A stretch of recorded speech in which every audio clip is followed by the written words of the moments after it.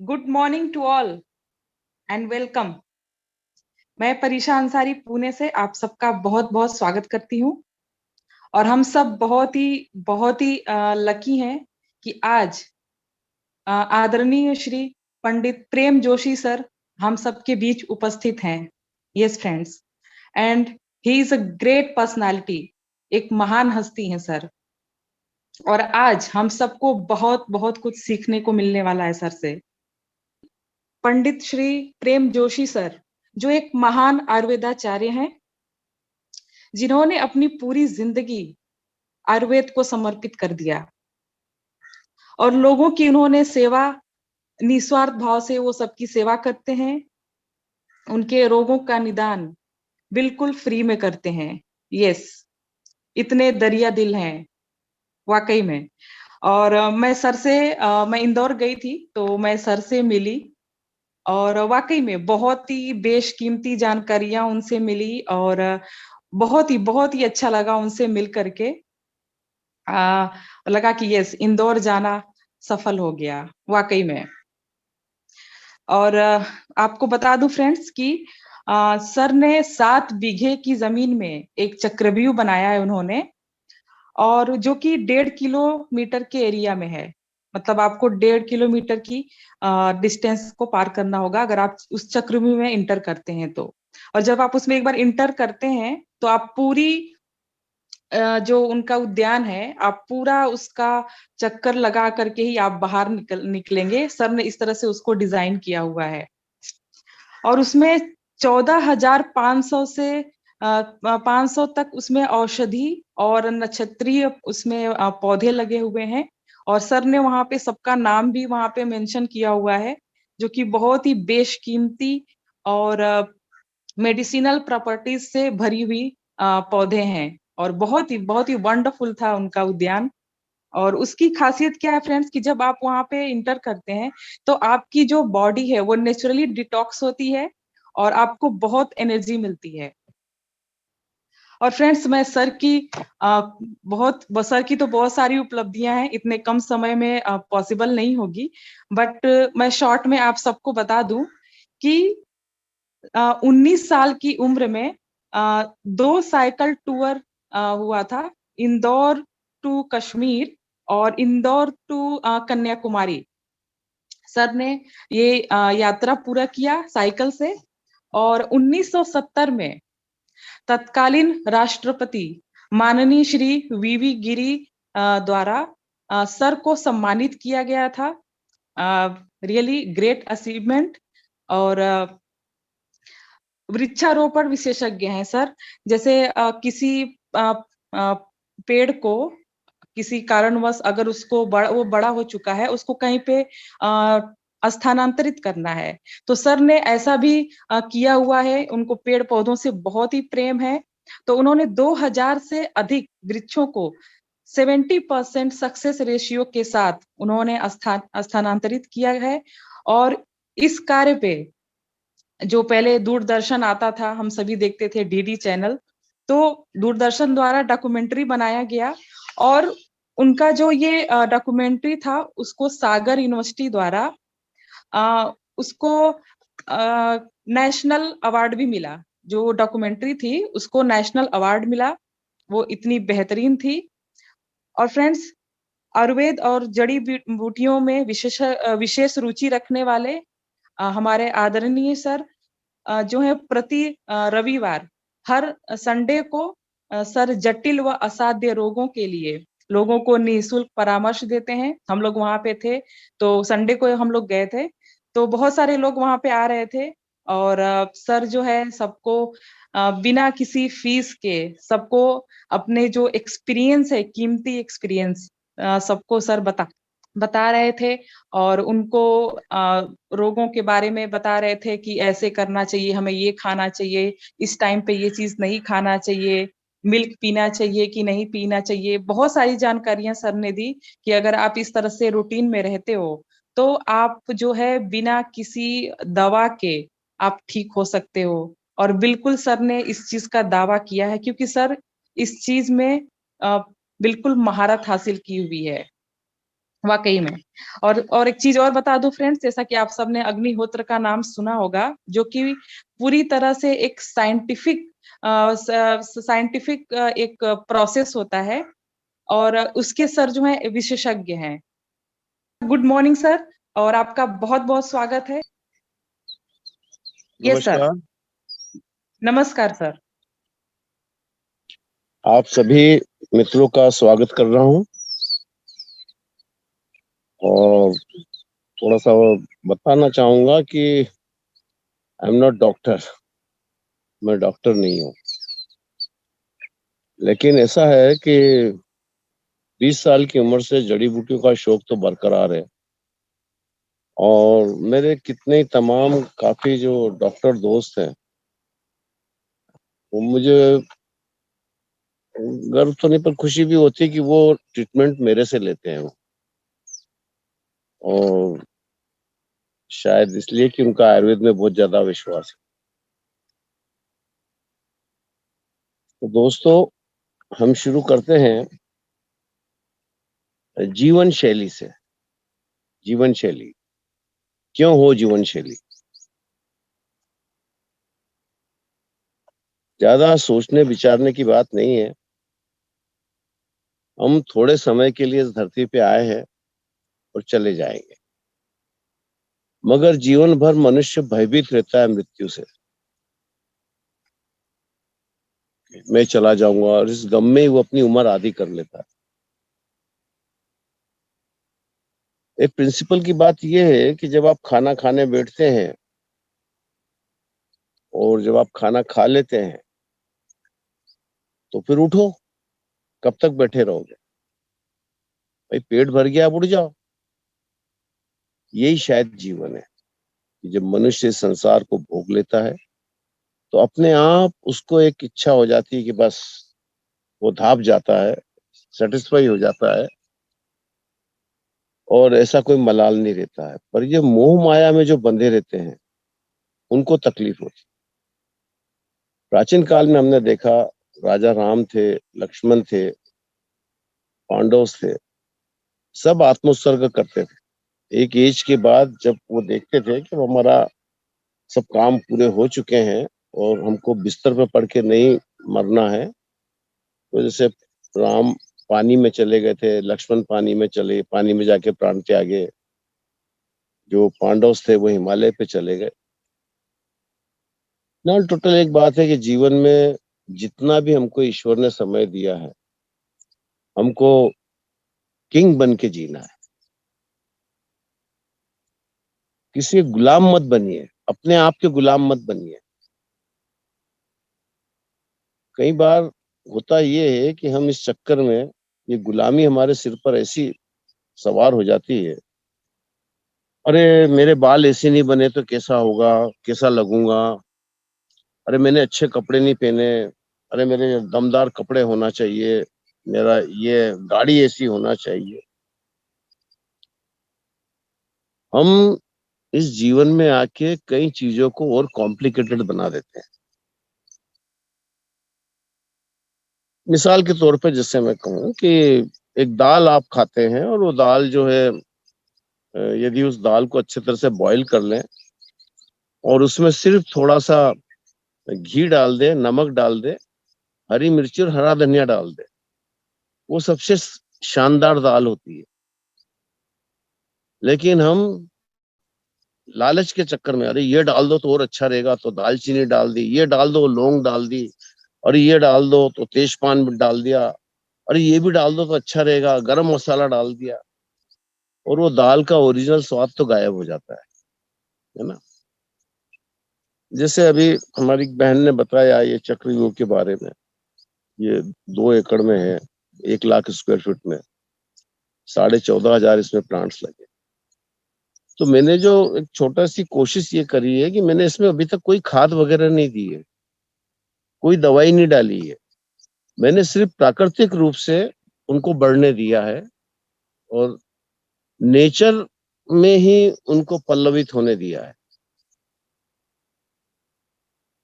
तो जीवन में हमको वो रास्ते पकड़ना चाहिए, शॉर्ट एंड स्वीट। उदाहरण के तौर पे हम शुरुआत करते हैं शाम से, सोने से लेके जीवन शैली के लिए कि कैसे सोना चाहिए। और शायद आपको मालूम हो न हो, लेकिन सोने का जो सबसे बेस्ट टाइम है वो 8 बजे से 1:30 बजे तक है। क्योंकि 8 बजे जो 12 राशियां हैं वो उदय होना शुरू होती है, दो करके आती है।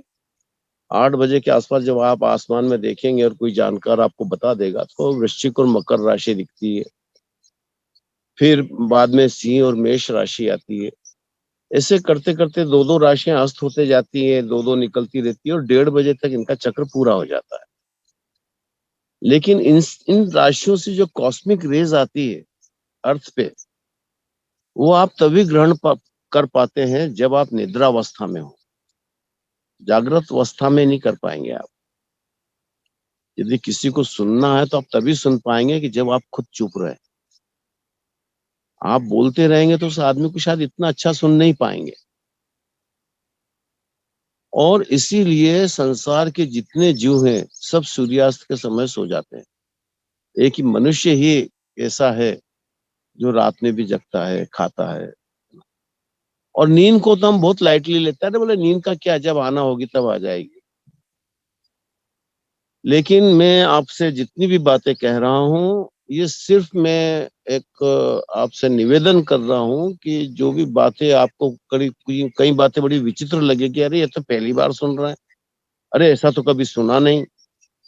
ज्यादा भानगढ़ में मत पड़िए और एक 15 दिन इनको फॉलो कर लीजिए और फिर 15 दिन के बाद अपन मिलते हैं और तब आप अपने अनुभव बताइए कि क्या चमत्कार हुआ, है ना। मैंने आपसे पहले कहा कि जीवन को हम सहजता से जीना शुरू करें। आमतौर पर जैसे लोगों को नींद नहीं आती है तो वो नींद की गोलियां खाने लगते हैं और उसको एक बड़ी स्मार्ट चीज समझा जाता है कि देखो मेरा नॉलेज क्या है कि मेरे को फलानी गोली पता है कि इससे नींद आती है। लेकिन अगर वो तरकीब याद हो कि बिना गोली के नींद आ जाए तो कितना अच्छा। तो इसलिए 15 दिन का कैसा शेड्यूल बनाइए कि आप ठीक 9 बजे बिस्तर पे चले जाएं, आंखें बंद करके लेट जाए, नींद आए या ना आए। अब आपको उठना नहीं है और जैसा मैंने कहा कि किंग बन के जीना है। तो माफ करिए, अगर मैं मेरे बिस्तर पे चला गया तो मेरे दरवाजे पे कोई कितना भी बड़ा मुख्यमंत्री भी आ जाए, मैं नहीं उठूंगा। हाँ, अगर कोई कैजुअलिटी है और किसी आदमी को अस्पताल ले जाना है तो मैं 1 बजे रात को भी उठ जाऊंगा, उसको मना नहीं करूंगा। पर 9 बजे बाद किसी से भी बातचीत वगैरह नहीं करना। मेरा तो 6 बजे के बाद का है कि 6 बजे बाद में किसी का फोन ना सुनता हूँ न किसी को करता हूँ। और ये भी टोटका आप करके देखिए कि जब आप ये करेंगे कि एक निश्चित समय के बाद आप फोन बंद कर देंगे तो उसी दिन देखना आप कि आपको नींद कितनी बेहतरीन आती है और आप अपने आप में कितना धीरे धीरे 2-4 रोज में एनर्जेटिक फील करते हैं कि शाम को एक पर्टिकुलर टाइम के बाद उनको किसी से बातचीत नहीं करना है। तो जैसा कि आपको बताया कि आपको एक निश्चित समय पे बिस्तर पे जाना है और वो सबसे बेस्ट टाइम होता है 9 बजे। और यदि नींद नहीं आ रही है तो आपको ये 3 छोटी छोटी एक्सरसाइज बता रहा हूँ, वो आपको करना है।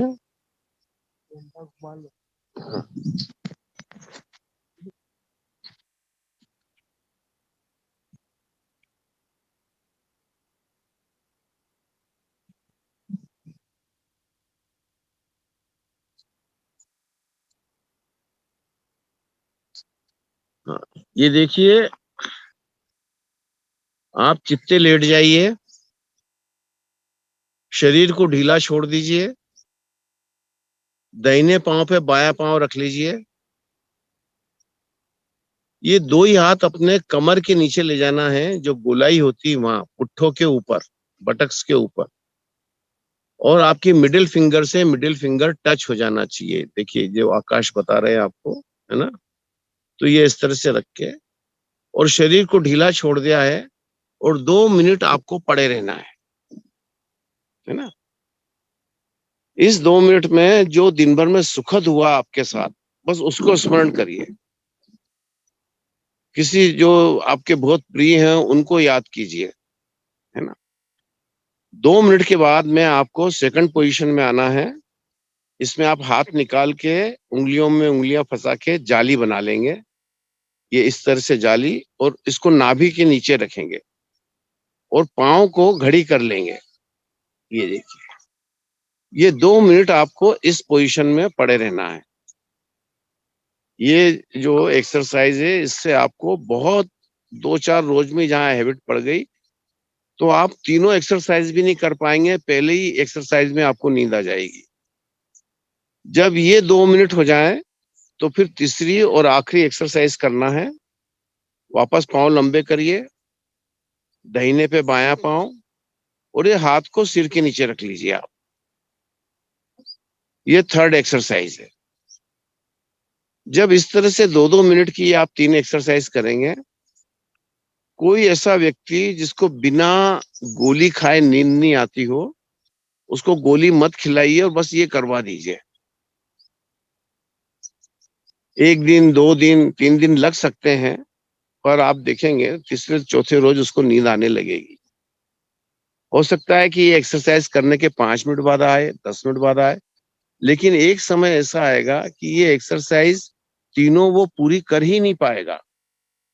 उसको पहली एक्सरसाइज में ही नींद आ जाएगी, और एक स्थिति ऐसी आएगी कि जब वो बिस्तर पर लेटेगा और लेटते से ही नींद आ जाएगी। ठीक है, आप समझ गए।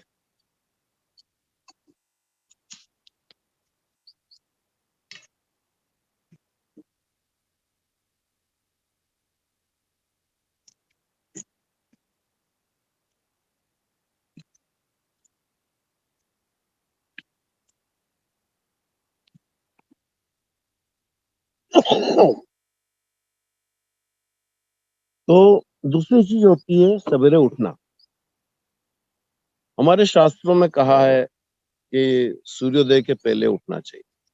क्यों उठना चाहिए, ऐसा क्या हो जाता है? तो ये एक वैज्ञानिक तथ्य आपको बताने जा रहा हूं कि सवेरे जब सूर्योदय होता है और सूर्य की पहली किरण जब पृथ्वी को स्पर्श करती है, उस वक्त अर्थ का मैग्नेटिक फील्ड 20 गुना बढ़ जाता है। और जब ये 20 गुना बढ़ता है तो अर्थ पे 5 चीजें एक्टिवेट होती है। वो है ethylene oxide, propylene oxide, beta propiolactone, formaldehyde और एसिटिलीन। ये पांचों तत्व जो हैं ये अच्छे नहीं माने जाते, लेकिन पूरी सृष्टि की रचना, प्राणी जगत और वनस्पति जगत की जो रचना है वो पंचभूत से हुई है। हवा, पानी, मिट्टी, अग्नि, आकाश। और इन पांचों चीज की आवश्यकता वनस्पति जगत को भी पड़ती है और प्राणी जगत को भी। और जो इन पंच तत्व का उपयोग करता है, मिट्टी मतलब जो हम खाते पीते वो मिट्टी है, तो वो हमारे बॉडी में जब हम पंच तत्व का उपयोग करते हैं तो टॉक्सिन भी निर्मित होते हैं। और वो टॉक्सिन निकलने के लिए प्रकृति ने, ईश्वर ने हमारे शरीर में 9 दरवाजे बनाए, 9 छिद्र, जिनमें से 7 इस खोपड़ी के अंदर है ना, सिर में है। तो जब आप अगर मॉर्निंग में सूर्योदय के पहले उठते हैं, आपने देखा सारे जीव जगत जो है, जैसा कि मैंने बताया कि वो सूर्यास्त के बाद सो जाते हैं और सूर्योदय के पहले उठते हैं। कोई भी जीव प्राणी ऐसा नहीं है मनुष्य को छोड़ के जो सूर्योदय के बाद भी सोता हो। क्योंकि जब ये 5 तत्व जब एक्टिवेट होते हैं, और वो इसका जो टाइमिंग है वो सिर्फ 45 टू 55 सेकेंड्स है, इसलिए आपको सूर्योदय के पहले उठना है। क्योंकि जैसा रात में जो कॉस्मिक रेज जो राशियों की आती है वो आपको तब मिलेगी जब आप निद्रावस्था में होंगे, और सवेरे ये जो 5 तत्व है ये आपको तब मिलेंगे जब आप जागृत अवस्था में रहेंगे।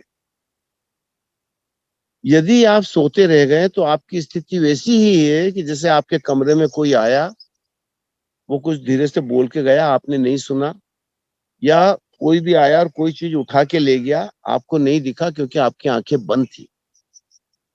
ठीक उसी तरह से यदि आप सूर्योदय के पहले उठ जाते हैं, तो ये जो पांचों तत्व है, आपके ये जो 5 इंद्रियां हैं, ये कर्मेंद्रिय और ज्ञानेंद्रिय, ये उसको एक्सेप्ट कर लेती है ना। तो सूर्योदय के पहले आप उठे, और उसका सबसे बढ़िया तरीका ये है कि यदि सूर्योदय के पहले आप उठे, भले न भी नहाए पर चेहरे पे अपने पानी फेर ले हुए, सबसे पहला काम। और उससे क्या होगा कि आपके जो पॉइंट्स हैं ये गीले हो जाएंगे, और जो वो कॉस्मिक रेज है, ये जो हमारे 7 छिद्र हैं, बहुत आसानी से उसको एक्सेप्ट कर लेंगे, ग्रहण कर लेंगे, है ना। दूसरी चीज है, हकीम लुकमान से, हकीम लुकमान को शायद कुछ लोग जानते होंगे जो सुन रहे हैं, बाकी जो 35-40 साल से कम उम्र के लोग हैं, और यदि वो हकीम लुकमान को जानते हैं तो ये बहुत बड़ी बात है, क्योंकि 50 के ऊपर के तो कुछ लोग मिल जाएंगे हकीम लुकमान को जानने वाले। वो एक बहुत बड़े हकीम हुए थे अफगानिस्तान में, और उनसे जब एक बार पूछा गया था कि जीवन के सुख कितने हैं, या जीवन की सबसे श्रेष्ठ उपलब्धियां क्या है, तो उन्होंने 2.5 बताई थी, 2 और आधा। तो पहली आपका जो अचीवमेंट है लाइफ का सबसे बड़ा, वो ये है कि अच्छी नींद आ जाना, कि बिस्तर पे पड़ते से आपको नींद आ गई। और लाइफ का दूसरा सबसे बड़ा अचीवमेंट है, वो है फ्रेश हो जाना, कि रात का जो भी खाया पिया है वो सब बाहर हो जाए, और जो आधा बचा है उसमें दुनिया के बाकी सुख हैं। उसमें सब खाना पीना, पहनना, ओढ़ना, घूमना फिरना, मनोरंजन, दैट इज इन 20%। पर 40% आपकी लाइफ इसमें सक्सेस है कि आपका पेट जो शाम को खाया है वो सवेरे बाहर निकल जाए, और जो नींद आपको अच्छी आ जाए। अब कॉन्स्टिप 80% लोगों को कॉन्स्टिपेशन की प्रॉब्लम हो जाती है आफ्टर 30-35 के। पर आजकल तो मेरे पास जो मरीज आते हैं तो मैं देखता हूँ कि 15-20 साल के बच्चों को भी कॉन्स्टिपेशन हो जाता है। तो जीवन में बस सवाल यही है कि हम गलतियां नहीं करें, है ना। और कॉन्स्टिपेशन दूर करने के लिए बिना दवा के अगर आपको कॉन्स्टिपेशन ठीक करना है, तो एक सिद्धांत बना लीजिए, बिना पैसे के 1 2 4 6 8 रोज में आपका 1 मिनट में पेट खाली होगा। और यही इंसान की सबसे बड़ी कामयाबी है। संसार में आपने जितने जीवों को देखेंगे, उनको पॉटी करने में देखना कितनी देर लगती है, कुछ सेकंड्स लगते हैं। एक आदमी है जिसको आधा आधा घंटा और 1 1 घंटा लगता है। तो सबसे पहले यदि आप चाहते हैं कि 2 मिनट में पेट आपका खाली हो जाए, तो आप सबसे बड़े भाग्यशाली आदमी हैं। और उसके लिए कुछ नहीं करना है, आपको सिर्फ बात नहीं करना है। अपनी एक आदत ऐसी बनाना है कि मैं जब तक फ्रेश नहीं हो जाऊं मैं बात नहीं करूं।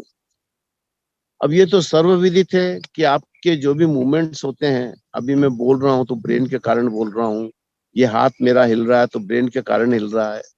उसी तरह से आपके जो इंटेस्टाइन है, लोअर एब्डोमेन है, ये जो वर्क करते हैं ये ब्रेन करवाता है। और जब आपने एक ऐसा संकल्प ले लिया कि जब तक मैं फ्रेश नहीं होऊंगा या होंगी तब तक मैं बात नहीं करूंगी, और ये एक बहुत अच्छी चीज है, तो उसका इफेक्ट ये होता है कि ऑटोमेटिकली जो ब्रेन के मैसेज हैं, वो ब्रेन की जो पावर है वो इन पार्ट्स में एक्टिवेट होने लगती है, और उनको मजबूर करती है, क्योंकि आपके मुंह पे कर्फ्यू लग गया है। ये भी ब्रेन को बर्दाश्त नहीं हो रहा है, और धीरे धीरे आप बिना किसी दवा खाए आपको मोशन होने लगते हैं। उसके लिए थोड़ा सा आप एक काम कर सकते हैं कि 12 महीने 30 दिन पूरे लाइफ आपको मॉर्निंग में गर्म पानी ही पीना है। किसी दिन नहीं मिले तो ऐसा कोई परेशान भी मत होना, ठीक है ठंडा पी लिया कोई फर्क नहीं पड़ेगा, पर नॉर्मली आपको हमेशा गर्म पानी पीना है। आमतौर पर क्या होता है कि हमारे यहाँ एक थोड़ी एक चीज और होती है। एक जर्मन मेरे को इंडिया गेट पे जब मिला था और मैंने उससे पूछा था कि आपको कैसा लगा हमारा देश, तो उसने कहा था कि मैंने तीन चीजें देखी, नोट की यहाँ पे, कि everywhere urinal, and every time is T time, and every man is doctor. यहाँ प्रॉब्लम ये होती है कि जब भी किसी को कुछ होगा तो उसको 10 सलाह मिल जाएगी। अरे ऐसा नहीं, ऐसा कर लो, अरे आप सवेरे नींबू पानी पिया करो, अरे आप शहद डाल के पानी पिया करो। बात तो अच्छी कही है, लेकिन वो शहद और नींबू कुछ दिन फायदा करेंगे, कुछ दिन बाद आपकी बॉडी जो है उसकी आदी हो जाएगी और उसके इफेक्ट खत्म हो जाएंगे। तो इसके लिए क्या करना चाहिए आपको, ये है अच्छी चीज। आपको पूरे महीने को 4 हफ्तों में डिवाइड कर दिया। पहले हफ्ते गर्म गर्म पानी में आपने एक आधा नींबू निचोड़ा और एक लौंग चबाते हुए या लहसुन चबाते हुए वो पानी पी लिया। दूसरे हफ्ते में आपने उस गिलास में एक पिंच, मतलब 1 ग्राम पिसी हुई दालचीनी डाल दी, वो पी लिया 7 दिन। फिर तीसरे वीक में आपने एक नींबू, 3 चम्मच शहद डाल दिया उस आधा लीटर पानी में, वो पी लिया। चौथे वीक में आपने वही अपने 2 गिलास गर्म पानी में एक चने बराबर चूना डाल लिया और वो पी लिया आपने। तो इस तरह से आपकी बॉडी को उसकी आदत नहीं पड़ेगी और वो इन चारों चीजों के इफेक्ट अच्छे आएंगे। अब एक बात का ये भी ध्यान रखिए, कॉन्स्टिपेशन वाले हो या कोई भी हो, कभी भी टॉयलेट में 2 मिनट से ज्यादा नहीं रुकना चाहिए। लैट्रिन आ रही हो या नहीं आ रही हो, टॉयलेट में घड़ी लगा के रखना चाहिए। जैसे ही 2 मिनट हो गए उसके पहले बाहर निकल जाओ। अब सपोज मान लीजिए कि आपका पेट खाली नहीं हुआ है और आपको ऐसा फील हो रहा है कि कुछ बाकी रह गया है, तो आपको क्या करना है कि 1 मिनट,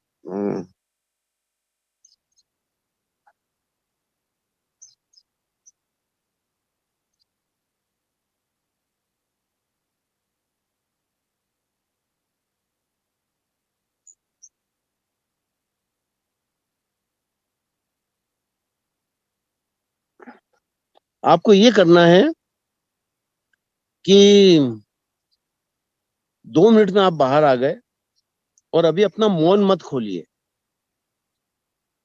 5 मिनट वेट करिए और 5 मिनट बाद एक नॉर्मल 1 कप पानी पी के, नॉर्मल पानी पी के फिर वापस जाइए, सेकंड अटेम्प्ट करिए, फिर 2 मिनट रुकिए। इस 2 मिनट में भी यदि थोड़ा बहुत होता है और या नहीं होता है, कोई टेंशन मत पालिए, फिर बाहर आ जाइए। 5 मिनट बाद फिर थर्ड अटेम्प्ट करिए। अगर मान लीजिए थर्ड अटेम्प्ट में भी पेट साफ नहीं हुआ, मतलब बिल्कुल नहीं आई, थोड़ी बहुत अगर 50% भी आ जाए तो ठीक है, चलेगा। पर अगर बिल्कुल भी नहीं आई है तो आप उस दिन अनाज को त्याग दीजिए और केवल फल पे दिन निकाल लीजिए, तो अगले दिन पॉटी आना ही है ना।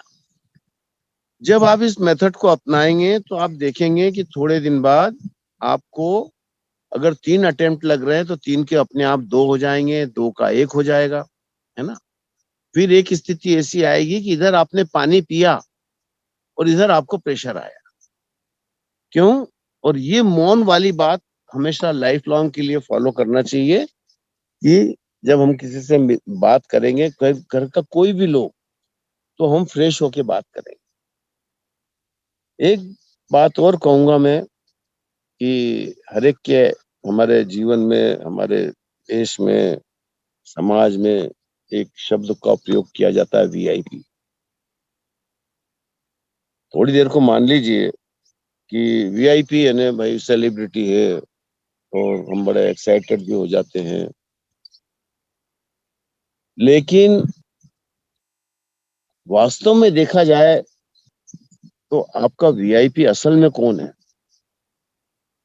असल में आपका वीआईपी है आपके मदर फादर, आपके वाइफ, आपके हस्बैंड और आपके बच्चे। और कोई?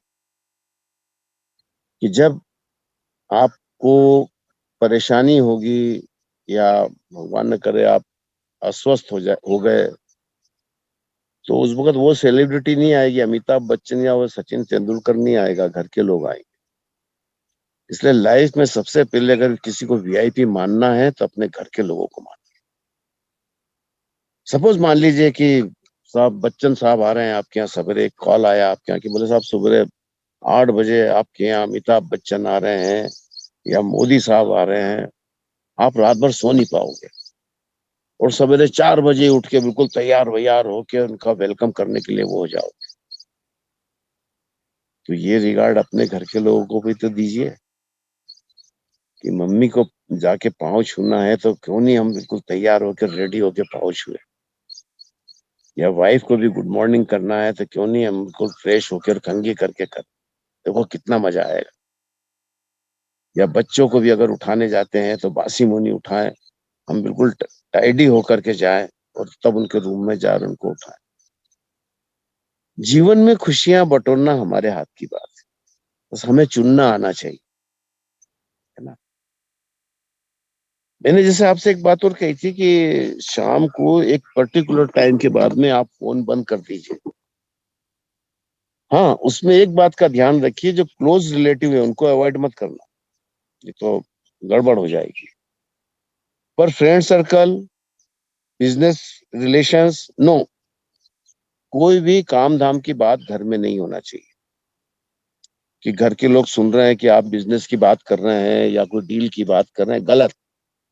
ये इसको भी मैं एक वायलेंस मानता हूँ कि अपने काम धंधे की बात घर के लोगों को सुनाना, ये नहीं होना।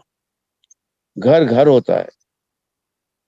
और जैसा कि अभी मैंने आपको एक उदाहरण बताया था सोने का कि बिना दवाई के आप कैसे सो सकते हैं, ऐसे ही बिना च्यवनप्राश खिलाए और बिना ब्राह्मी खिलाए और बिना ये टॉनिक खिलाए बच्चों की मेगा शक्ति आप कैसे अच्छी कर सकते हैं, वो है नियमित बच्चों को कहानी सुनाना। नहीं आए तो बना बना के सुनाओ, कहीं याद करके आओ या कहानी की किताब लेके आओ। आप देखिए थोड़े दिन में बच्चों के जो टेस्ट के नंबर है उसमें आप फर्क देख लो। और एक चीज ये कि एक सफल परिवार वो है जहां सूर्यास्त के बाद कोई नहीं आए। आपको मेरे विचार उल्टे लग सकते हैं, लेकिन एक सीधी सी बात है कि सूर्यास्त के बाद किसी के यहाँ जाना भी नहीं चाहिए, अच्छी बात नहीं है। क्योंकि वो टाइम एक ऐसा होता है कि भाई घर में लोग बिस्तर लगा रहे हैं, सो रहे हैं, सोने की तैयारी कर रहे हैं, खाना खा रहे हैं, और उस वक्त जाके डिस्टर्ब करना वो गलत चीज है। दिन का टाइम बहुत मिलता है आपको, दिन में जाइए, आप छुट्टी वाले दिन चले जाइए। पर अपने यहाँ भी भगवान ने करके कोई सूर्यास्त के बाद आए। होता क्या है कि व्यक्ति आ गया, अब गप्पे चल रही हैं, बातें चल रही हैं, बात किए जा रहे हैं। अब वो ड्राइंग रूम में बैठा हुआ आपसे बात कर रहा है, आपकी पत्नी या बच्चे कोने में से झांक रहे हैं, गया कि नहीं गया, गया कि नहीं गया। उनको आपसे शायद कोई बात करना हो या खाना खाना हो या कुछ हो, और वो व्यक्ति तो हाके जा रहा है। उसको जरा भी चिंता नहीं कि मैं यहाँ आया हूँ और इनका एक बहुमूल्य समय पर डिस्टर्ब कर रहा हूँ। अब ऐसे समय में मैंने भी ये चीजें फेस करी। तो मैं कहता था, जब मुझे लग जाता था कि जहाँ 2 मिनट से ज्यादा हो गए, 5 मिनट से ज्यादा हो गए, यार तेरी बातें बहुत अच्छी लग रही है मेरे को, एक काम कर, एक नींद तू निकाल, एक मैं निकालता हूँ, फिर अपन सवेरे उठ के बात करेंगे। तो फिर वो उठ के भागता है। जिंदगी में अनुशासन बहुत जरूरी है, और घर में भी एक डिसिप्लिन होना चाहिए। फौज में अगर अनुशासन नहीं हो तो फिर फौज फौज नहीं रहती है। तो एक तो ये बात हुई। तो पहली चीज मैंने सोने पे जोर दिया, दूसरी चीज सवेरे उठने पे जोर दिया, उसी के साथ में वो आ गया कि आपको फ्रेश होना है। तीसरी चीज दैट इज मोस्ट इम्पोर्टेंट कि 15 दिन 8 बजे खाना खा के देख लीजिए, और शुरुआत ऐसे करिए 9 के पहले। खाते नहीं बनेगा तो कोई बात नहीं, एक टुकड़ा रोटी और सब्जी का खा लीजिए। लेकिन इस बात को मैं दावा करता हूँ, चैलेंज करता हूँ कि यदि आपने 15 दिन मॉर्निंग में 8 बजे खाना खा लिया आप कभी फिर लाइफ में इस चीज को नहीं छोड़ सकते, कभी नहीं छोड़ सकते आप। देखिए, ये वैज्ञानिक तथ्य है, और मैं अगली कभी मीटिंग होगी तो आपको वो चार्ट इसमें दिखा दूंगा कि ये जो हमारी बॉडी है और इसमें जो बहुत सारे इंटरनल पार्ट्स है, लंग्स है, लीवर है, हार्ट है, किडनी है, पेनक्रियाज है, स्टमक है, इंटेस्टाइन है ना, गॉल ब्लैडर है, इन सब में अलग अलग समय पे अलग अलग एनर्जी फ्लो होता है। जैसे हार्ट में 11 से 1 सबसे ज्यादा एनर्जी फ्लो रहता है, और रात 11 से 1 सबसे कम रहता है। और अक्सर आपने देखा होगा कि जो हार्ट अटैक होते हैं 11 बजे रात को ज्यादा आते हैं, दिन में नहीं आते हैं इतने, है ना। या अस्थमा का पेशेंट है, उसको दोपहर 1 से 3 उसको बड़ी बेचैनी रहती है, क्योंकि उस वक्त एनर्जी फ्लो लंग्स में सबसे कम रहता है, और रात 1 से 3 सबसे ज्यादा रहता है। तो रात 1 से 3 में जितने भी अस्थमा के पेशेंट है जो खांसते हैं या उनको तकलीफ होती है, वो 1 से 3 में आराम से सो जाते हैं। उसी तरह से आपके पेनक्रियाज, इंटेस्टाइन और स्टमक में जो एनर्जी फ्लो है, वो सुबह 7 से 9 सबसे ज्यादा है। और उस समय हम एक बेवकूफी करते हैं कि नाश्ता करते हैं या नहीं करते हैं, चाय पीते हैं, उस पेट में चाय डालते हैं जहाँ की हमको खाना डालना चाहिए। और ठीक उसके 12 घंटे बाद 7 से 9 सबसे कम एनर्जी फ्लो रहता है इन पार्टों में, पेनक्रियाज, इंटेस्टाइन, स्टमक, एब्डोमेन में सबसे कम रहता है, और हम उस समय खाना खाते हैं। कितनी हास्यास्पद बात है। दूसरी बात ये है कि एक तर्क ये दिया जाता है, अरे बोले साहब रात में खाना नहीं खाएंगे तो हम भूखे मर जाएंगे, भूख भूख लगेगी। अरे कैसी बात कर रहे हैं। जब आप व्हीकल खरीदने जाते हैं तो व्हीकल में क्या देखते हैं कि अच्छा व्हीकल उसको मानते हैं आप जो कम पेट्रोल या डीजल खा के ज्यादा माइलेज दे। तो ज्यादा खाना खाना कोई बहादुरी की बात नहीं है, बेवकूफी की बात है। और हमारे यहाँ का कल्चर भी बड़ा वाहियात है कि कोई यदि आ गया तो उसके पीछे हाथ धो के पड़ जाना। अरे लीजिए साहब, लेना पड़ेगा, खाना पड़ेगा, तेरी कसम, मेरी कसम। अरे ये क्या बात हुई, खाने में साला कसम डाल रहे हैं। और एक मजेदार बात ये है कि बहुत कम लोगों को ये मालूम है कि उनका पेट कितना बड़ा है। ये पेट को यदि नापना है तो देखिए इस तरह से कर लीजिए, ये यूं और यूं कर लीजिए, ये इतना बड़ा आपका पेट होता है। अब समझ जाइए कि कितना खाना डालना है। किसी को जबरदस्ती खाना परोसना भी एक अत्याचार है, और उस अत्याचार में मैं सीधे सीधे बात करूंगा, छिपा हुआ रहता है हमारा पॉम्पेन शो, हमारा वैभव। देखो, हम इतने उदार हैं, हमने इतनी अच्छी चीज बनाई है, हम इतनी कोई कमी नहीं है, हम आपको खूब ज्यादा खिलाना चाहते हैं। अरे पर बेचारे की वो थैली तो उतनी बड़ी हो, जिस थैली में 1 किलो सामान आ सकता है उसमें आप 5 किलो आलू कैसे भरोगे? कभी इस पे तो सोचिए। तो इसका एक बेस्ट बोले साहब ऐसा है कि ये मनोहार नहीं करे तो लोग बुरा मान जाते हैं। अरे भाई उसका एक सीधा सा तरीका है, एक बार पूछा आप साहब लेंगे? उन्होंने कहा नहीं नहीं चाहिए, तो वो डोंगा वहीं रख दो, कटोरा वहीं रख दो। ठीक है साहब, आप आपके हाथ से ले लेना, बात खत्म हो गई। काय का टेंशन पालना उसको खाना होगा तो वो ले लेगा अपने हाथ से। जबरदस्ती हम हमारे दिमाग पे लोड डालते हैं। कई जगह तो ये, अरे साहब अभी आपने खाना ही क्या है, खाया ही क्या है, कुछ भी तो नहीं खाया। It means you are counting कि कितना खाया। एक ये पोल खुल रही है आपकी। कभी नहीं करना ऐसा। एक तरीका ये होता है, भोजन का एक जो नियम होता है, कभी भी कोई आदमी खाना खा रहा हो उसकी थाली में झांकना नहीं चाहिए, देखना नहीं चाहिए। माएं बच्चों के पीछे पड़ जाती हैं, और कई जगह तो ये देखा है कि बच्चा 5 साल का, 6 साल का, 7 साल का, 8 साल का हो गया, माँ उसके मुंह में नहीं वाला दे रही, उसके मुंह में खिला रही है, कमजोर बना रही है। कहाँ कहाँ से वो आत्मनिर्भर बनेगा? अरे बच्चा 2.5 साल 3 साल की उम्र में अपने मुंह में चीजें डालना शुरू कर देता है, खाने दो उसको, क्या करेगा? मुंह गंदा करेगा, कपड़े गंदा करेगा, करने दो, उसमें कॉन्फिडेंस आएगा, वो खाना सीखेगा। तो ये आपको एक निवेदन कर रहा हूँ कि परोसगारी कभी नहीं होना चाहिए। एक बार पूछा, मना करा, वहीं रख दिया, अच्छा साहब आपके हाथ से। और खाने को ज्यादा इश्यू मत बनाइए, खाने में ढेर सारी चीजें मत बनाइए, 2 चीजें बनाइए, अच्छी जबरदस्त बनाइए। प्रिंसिपल तो ये कहता है कि अपने गेस्ट को हम जो रोज खाते हैं उससे भी अच्छा खाना बना के खिलाओ। ये तो मैं भी कहूंगा, बिल्कुल बढ़िया से बढ़िया घी वापरिए, बढ़िया से बढ़िया चीजें वापरिए और खिलाइए, पर पीछे मत पड़िए, है ना। एक तो ये बात हो गई। अब एक छोटी छोटी बातों पे आते हैं। जैसे आमतौर पर हमारे यहाँ हर शहर में बड़ी बड़ी होटलें खुल जाती है, मुझे वहां भी बुलाया जाता है, वहां में मेरा लेक्चर्स देता हूँ। और कार्यक्रम खत्म होने के बाद, क्योंकि एक थोड़ी, मैं जहाँ बड़ी जगह रहती है तो वहां पैसे लेने में भी देर नहीं करता हूँ, बिना फ्री में नहीं बोलता। अनिल जी मेरे बहुत परम मित्र है, इसलिए ऐसी कोई बात नहीं, नहीं तो मैं बिना पैसे लिए कभी बोलता नहीं, क्योंकि उसकी कदर नहीं हो।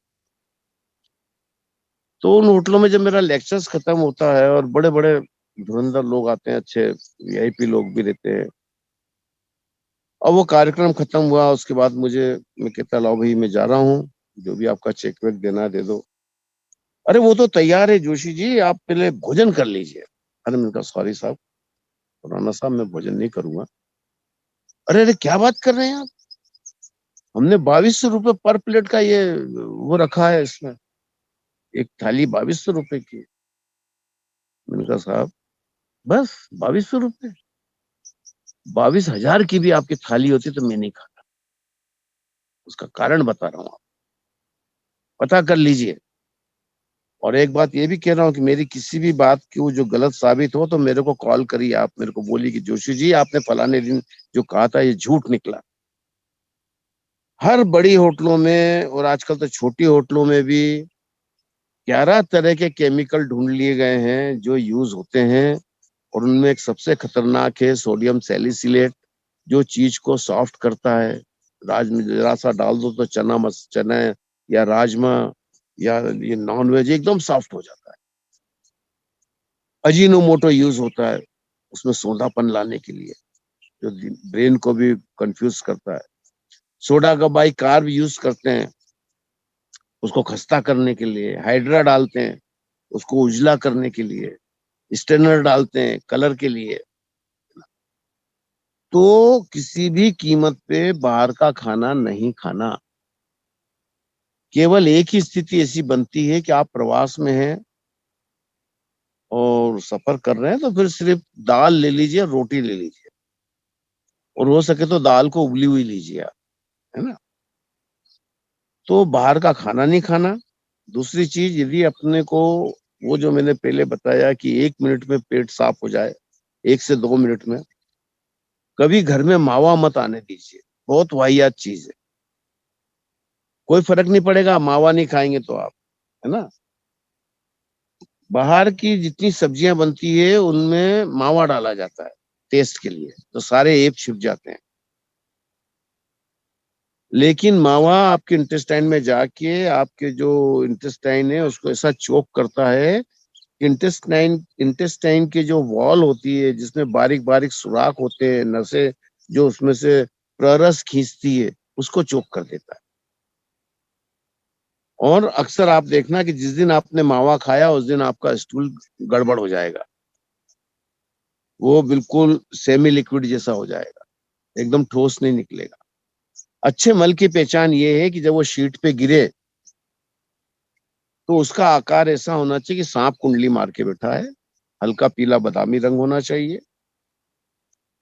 वो इतना पतला भी नहीं होना चाहिए, सावन भादों में गाय भैंस जो पोटे करती है हरा चारा खा के, और इतना हार्ड भी नहीं होना चाहिए सुअर के लेंडे जैसा, एकदम जो ब्राउन कलर के होता है।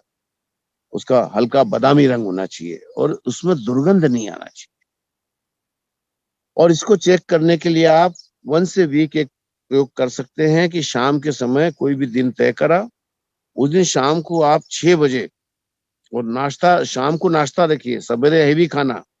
ये हमारे शास्त्रों में लिखा है, सुबह का भोजन राजा के समान, दोपहर का भोजन रोगी के समान और शाम का भोजन भिखारी के समान। तो शाम को तो थोड़ा मुंह झूठा करना है बस।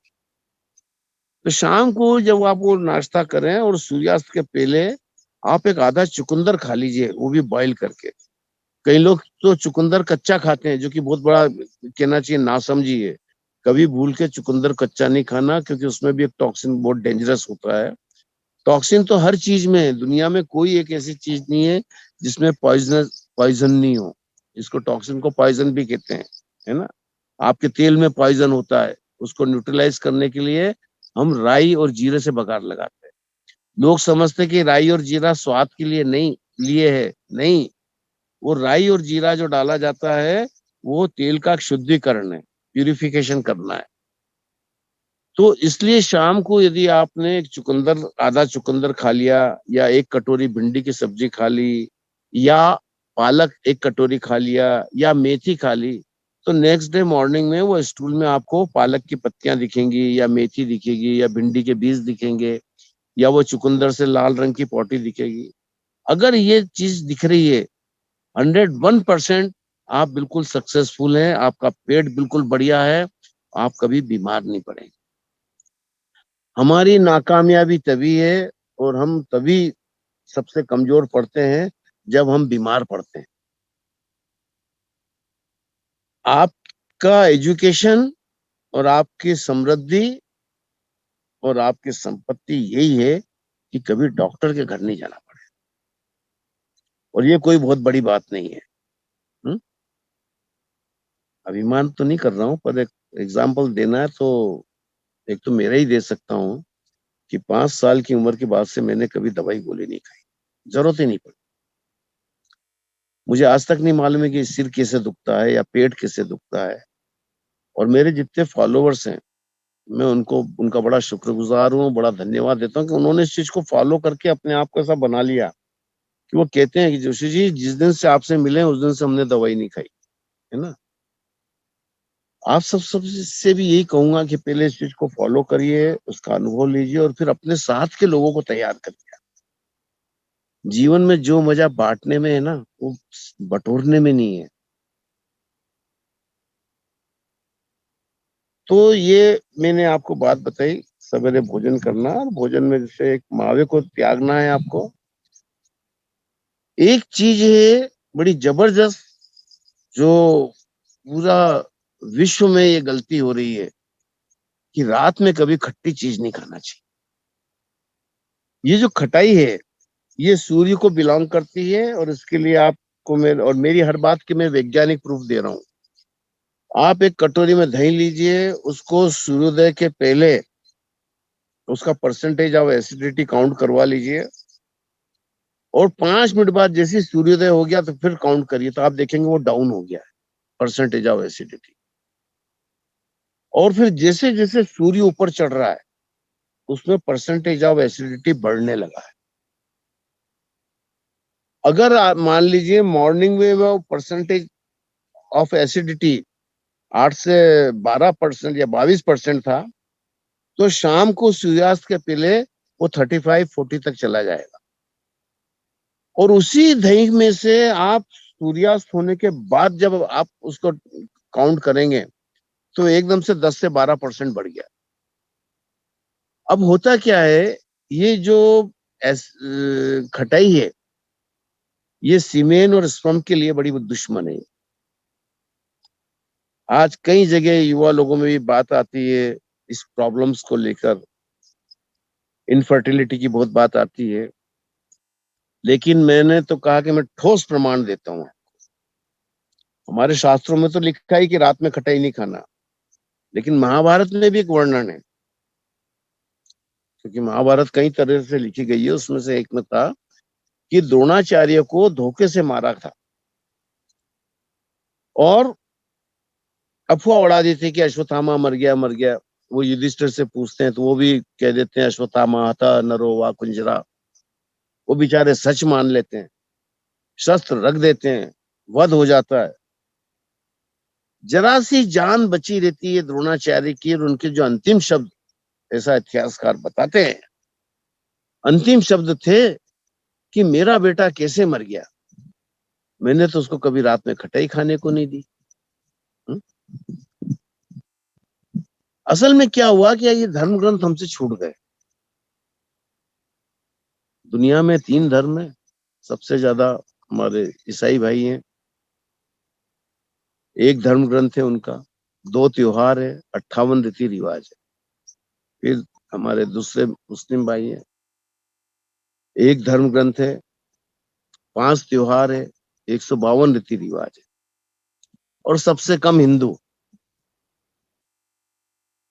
179 धर्म ग्रंथ है, 159 त्योहार है और 18,654 लॉजिक्स है। इसलिए क्या है कि हम संभाल नहीं पाए। जिसके पास कम सामान होता है वो उसको संभाल के रखता है। हम कहते बात बात, अरे भाई मुस्लिम बड़े कट्टर होते हैं, बड़े देखो अपने उनके बच्चे भी बिल्कुल हर चीज को फॉलो करते हैं। हमारे बच्चों को तो रामायण महाभारत पढ़ने को नहीं मिली, कॉन्वेंट के चक्कर में हम सीना फैलाए घूमते रहे कि हमारे बच्चे को हमने अंग्रेजी सिखा दी। अरे भाई हनुमान जी गए थे वहां लंका में सीता जी को ढूंढने, वहां से आए तो राम जी को बता रहे थे कि मैंने कैसे लंका जलाई, कैसे अशोक वाटिका उजाड़ी। तो जामवंत उनसे पूछते हैं कि हनुमान लंका में खास बात क्या देखी? तो उन्होंने बड़ी एक सुंदर एक लाइन बोली थी, निसी काल अति भोग विशेषा। बोले रात में खाना खा रहे थे। रामायण और रामायण सीरियल भी आया, लोगों ने देखा भी है, पर हमने कभी ये फॉलो नहीं करा कि हनुमान जी को जो बात बुरी लगी करा, एक 4 रोज हम भी तो फॉलो करके देख ले। अभी तो सिर्फ नाम ले रहा हूं, पर अगली बार कभी मौका आएगा तो उस पर बात करेंगे कि रामायण में 20 जगह अग्निहोत्र का वर्णन है। कितने लोग कर पाते हैं? और आप गूगल पे जाइए, किसी भी कंट्री का नाम डालिए, अग्निहोत्र जापान, अग्निहोत्र ऑस्ट्रेलिया, अग्निहोत्र हंगरी, अग्निहोत्र पेरू, आपको ढेर सारी वेबसाइट मिल जाएगी कि आज पूरे विश्व में इतना अग्निहोत्र का प्रचलन हो गया है, जो भारत से गया और यही संस्कृत मंत्र के साथ, इसी विधि के साथ वो लोग अग्निहोत्र कर रहे हैं। 2 मिनट लगते हैं अग्निहोत्र करने में, है ना? लेकिन हमारे ऊपर से गई। चलिए कोई बात नहीं। तो देखिए जो मैंने बातें बताई है, क्या टाइम बचा है? 7 मिनट बचे। सवेरे जल्दी उठना, हो सके तो ब्रश कर लिया और नहा लिया, है ना? और पानी पीने का तरीका बताई दिया आपको। और आपको एक 15 दिन 9 बजे के पहले खाना खा के देखना है। जो अबव 50 है उनको दोपहर में 1 कटोरी सब्जी या दाल। देखिए सवेरे पूरी छूट है, आप 50 तरह की चीज खा लो, खूब ठूस ठूस के खा लो, डट के खा लो, नो प्रॉब्लम। पर दोपहर में सिर्फ 1 कटोरी सब्जी या दाल और 2 रोटी या 1 कटोरी चावल। और शाम को 150 ग्राम से ज्यादा नाश्ता नहीं, बहुत से बहुत 200 ग्राम पकड़ लो, 150 से 200 ग्राम। क्या खा लिया? एक इडली ले ली या उपमा ले लिया या 1 कटोरी दलिया ले लिया या 1 कटोरी खिचड़ी ले ली, है ना? या कुछ फल वल खा लिए। पर रात को जब आप भोजन नहीं करेंगे तो आपके ब्रेन को वर्क नहीं करना पड़ेगा। आपके इंटेस्टाइन पे, आपके एब्डोमेन एब्डोमेन पे, आपके पेनक्रियास पे, और आपको नींद बहुत अच्छी आएगी क्योंकि ब्रेन वहां से फ्री हो गया, उसका काम आपने हल्का कर दिया। नींद अच्छी आएगी, आप काफी एनर्जेटिक रहेंगे। और सबसे बड़ी बात ये, कितनी भी एज हो जाए आपका मेमोरी पावर बहुत मजबूत रहेगा। ये मेमोरी पावर हमारी गलतियों से हटा घटा देते हैं, है ना? तो ये सब चीजें बताई, सोने की, जागने की, खाना खाने की, टॉयलेट जाने की। 2 चीज और कहूं, जीवन का यदि आनंद लेना है तो बच्चे से भी झूठ मत बोलो, कोई फर्क नहीं पड़ता। मैंने कहा ना कि किंग बन के जीना है। झूठ बोलने वाले को याद रखना पड़ता है, सच बोलने वाले को याद नहीं रखना। और जब आप सत्य भाषण करते हैं तो आपका ये भी मजबूत होता है, ये और ये भी मजबूत होता है, क्योंकि ये फ्री रहते हैं, इन पे टेंशन नहीं रहता है। ये आधे हार्ट अटैक तो इस कारण से भी आते हैं। माफ कीजिए, शायद आप सहमत हो नहीं हो, लेकिन मेरे यहाँ तो प्रत्यक्ष प्रमाण है कि मेरे जो कई पेशेंट आते हैं, तो मनोविज्ञान का विद्यार्थी रहा हूँ, साइकोलॉजी में भी एमए किया, मैं ताड़ जाता हूँ कि ये आदमी कैसा है, ये कितना झूठ बोलता हो, और मुझे मालूम पड़ जाता है कि इसको इतनी कम दवा में ये ठीक नहीं होगा। और कई बार मैं लोगों को बोल देता हूँ कि भैया चलो, आप ये मेरी दवा खा रहे हो, लेकिन एक बात ध्यान रखना, ये जरा बहुत पवित्र दवा है, ऐसा और वैसा, लेकिन आप झूठ मत बोलना किसी से भी, अच्छे होना है ना। और मैंने देखा कि बहुत जल्दी असर होता है उसका। एक चीज और, जीवन में कभी उधारी नहीं करना, किसी से उधार नहीं करना, यहाँ तक कि बच्चों से भी नहीं। घर में भी यदि किसी से पैसा लिया तो बिल्कुल फिक्स टाइम पे उसको दे दो, वापस कर दो, पर उसको लटकाओ मत। और जिस किसी को भी आप पैसा दो, बहुत खुश होके दो, प्रसन्न होके दो, देखो आपको मजा आए। मैं जो आज आपसे बात कर रहा हूँ, निरोग रहने की बात कर रहा हूँ, कि जीवन में कभी आपको कोई दवाई गोली की जरूरत नहीं पड़े। हर दिन आपका ऐसा रहे, हर सुबह ऐसी खुशगवार हो, और हर दिन ऐसा रहे कि आप तो सुबह से शाम हो गई, आपको थकावट ही नहीं आई। जीवन ऐसा लगे कि आप फ्लाई कर रहे हैं, उड़ रहे हैं हवा में। ये कोई बहुत बड़ी बात नहीं है, ठीक है। किसी को भी पैसा देना है, अब मान लीजिए अगर मेरे जेब में 1,000 रुपए है और मेरे को किसी को 950 रुपए देना है, तो मेरे को ये चिंता नहीं करना चाहिए कि अरे यार मेरी जेब में 50 रुपए बच रहे हैं, दे दो उसको। और अगर उसके 1,000 है तो 1,000 दे दो, कोई फर्क नहीं पड़ेगा, थोड़ी देर में मैं बिना पैसे के रह लूंगा, लेकिन आपकी वैल्यू हो जाएगी। जो भी व्यक्ति आपके संपर्क में आएगा वो आपके लिए क्या कहेगा, अरे यार, फलाना आदमी पैसे के मामले में तो बहुत खरा है यार, बिना मांगे पैसे दे देते। आपके संबंधित जो भी वर्कर्स हैं, भाइयां, जो घर में काम करने वाले लोग या मजदूर या जो भी हो, लंबर प्लम्बर इलेक्ट्रिशियन, उसने काम खत्म करा, उसके काम खत्म करने से पहले कि वो आपसे पैसे मांगे, आप पहले उसको बोल दो, ले भैया तेरे कितने पैसे हो। वो आपको उन सैकड़ों लोगों में से अलग ही रखेगा, कह रहे नहीं यार, ये फलाने साहब का हिसाब बहुत अलग है। और मलाल मत करिए, क्लब के पैसे मत दीजिए। ठीक है, आपकी डीलिंग में आपसे चूक हो गई कि जो काम 100 रुपए में करवाना था उसके आपने 125 रुपए बोल दिए, 150 रुपए बोल दिए, कोई बात नहीं, चलेगा। लेकिन इसको दूषित मत होने दीजिए, इसको तो राजा बना के रखिए, ब्रेन को। ये राजा बना रहेगा तो सब कुछ आपको हासिल हो जाएगा। इसको भिखारी मत बनने दीजिए, इसको गुलाम मत बनने दीजिए, है ना। तो आप सबको अब यही खत्म करता हूँ। बहुत बहुत धन्यवाद। अगली बार मुलाकात होगी तब होगी। नमस्कार।